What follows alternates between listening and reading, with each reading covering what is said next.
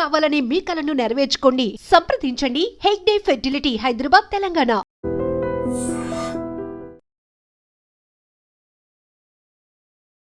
America dollar dreams ఇది ఈ మధ్య కాలంలో అది తగ్గిపోయింది. కానీ ట్రంప్ వచ్చిన తర్వాత, ఎందుకంటే అతను తీసుకుంటున్నటువంటి డిసిషన్స్ వల్ల చాలామంది ఇప్పుడు అమెరికా అంటేనే భయపడిపోయే పరిస్థితి వచ్చింది. కానీ అక్కడ ఆల్రెడీ ఉన్న వాళ్ళు, చదువుకుంటున్న వాళ్ళకు కూడా భయం ఒకవైపు వెంటాడుతున్న పరిస్థితి. అండ్ ఈ మధ్యకాలంలో మనకు తెలుసు, ముందే ఇక్కడి నుంచి అక్కడికి వెళ్ళాలంటేనే భయపడిపోతున్నారు. చాలామందికి వీసా రిజెక్ట్ అవుతుంది ఒకటి, అక్కడ ఉన్న వాళ్ళకి అసలు చుక్కలు చూపెడుతున్నాడు ట్రంప్ అనేది ఇంకొకటి. ఇంకోవైపు ఏమో మన తెలుగు రాష్ట్రాలకు సంబంధించిన విద్యార్థులు ఏదో ఒక ఇన్సిడెంట్లో ఏదో ఒకలాగా చనిపోతున్నటువంటి వార్తలు చాలా వరకు ఈ మధ్య కాలంలోనే పెరిగిపోయాయని కూడా చెప్పొచ్చు. ఎందుకంటే తల్లిదండ్రులు ఒకవైపు ఏమో ప్యానిక్ అవుతున్నారు, వాళ్ళ ఫ్యూచర్ ఎట్లా ఏంటి అనేది. ఇంకోవైపు ఏమో అటేమో కార్లల్లో అంటే ఎట్లా చనిపోతున్నారో కూడా అర్థం కాకుండానే చనిపోతున్నారు. కొంతమంది ఏమో విహారయాత్రలకని పోయి వాళ్ళు చనిపోతున్నారు, లేదంటే ఆత్మహత్యలు చేసుకుంటున్నారు, లేదంటే ఇంకోటి ఈ యాక్సిడెంట్ల వల్ల చనిపోతున్నారు.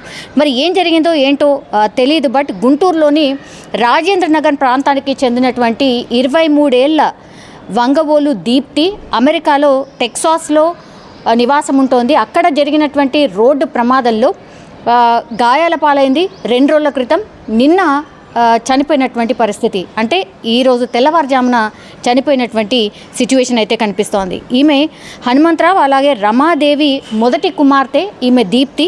సో ఈయన కేవలం చిరు వ్యాపారి, అట్లాగే భార్య ఇంట్లోనే ఉంటుంది, అంటే గృహిణి.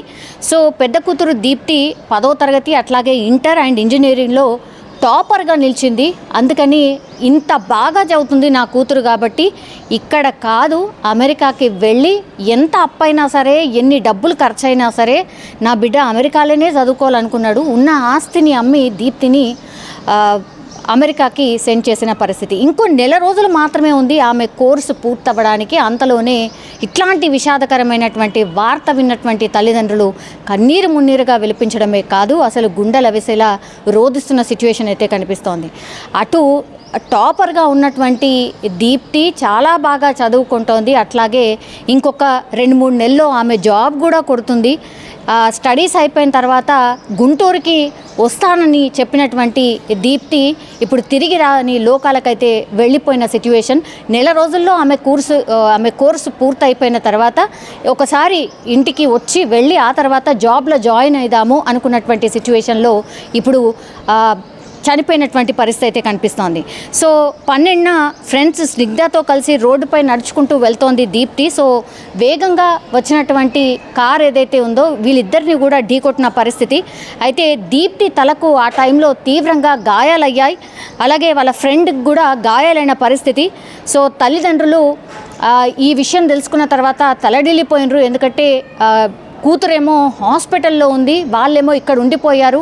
ఏమవుతుందో ఏందో తెలుసుకున్నటువంటి సిచ్యువేషన్లో 2 రోజుల నుంచి కూడా నరకయాత అనుభవిస్తున్న సిచ్యువేషన్ ఉంది. అప్పుడు పూర్తిగా అక్కడ ఏం జరుగుతుంది, ఎలాంటి చికిత్స జరుగుతోంది ఏంటి అనేది కూడా పూర్తిగా తెలుసుకునే ప్రయత్నం చేసినప్పటికీ కూడా ఇంకా ఆమె కోమాలోకి వెళ్ళిపోయింది. ఆమె రెస్పాండ్ అవ్వట్లేదు, ఇంకా అంటే ఇంకా ఏమీ లేదు.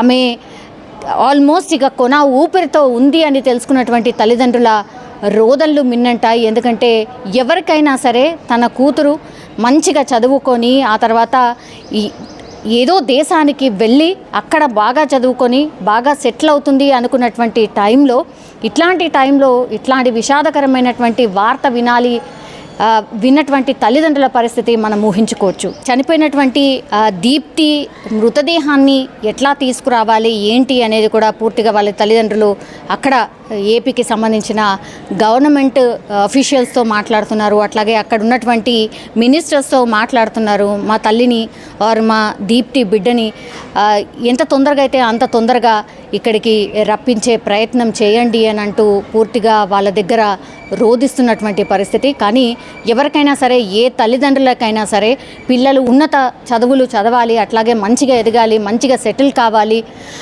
అనేటువంటిదే ఊహించి ఎవరైనా సరే అమెరికాకి ఎందుకు పంపిస్తున్నారు అంటే అందుకే.